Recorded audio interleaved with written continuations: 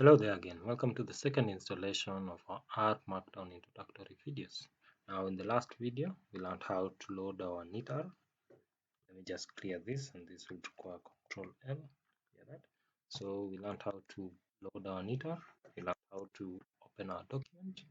Now we didn't save our previous document, so I'll go ahead and save that. Here. Let's call this tutor. Save. And then let's run. Let's knit this. So I'd like to knit it to HTML. So choose that, let it run.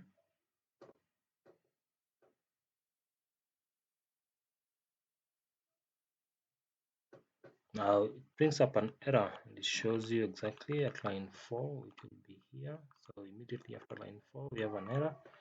The reason for this error is because this particular part of the code that we wrote, R is reading it as part of output, and it does not recognize all these characteristics as output.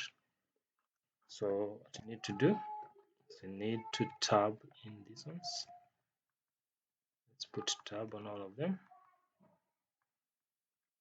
Okay, so that R knows that these are descriptions, or rather properties of the HTML document as opposed to the output.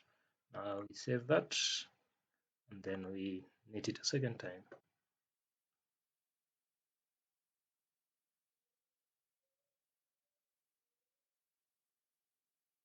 So let's run. The output is actually here. So you can see our title, author's name, and the date. And then we have our characteristics of the document. We have the table of content. It's within the particular document, so you can click, you see it's actually active. You can click to go to particular sections.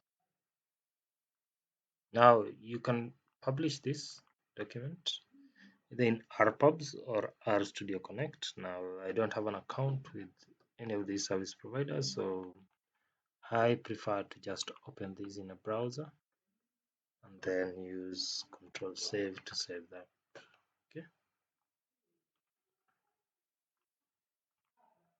so hope that is very clear. We're going to just clear out this part of the code so that there's no confusion whatever we do. And the next one, we'll see how to load data files, different types of data files into your R, and import the data and then go on into manipulation.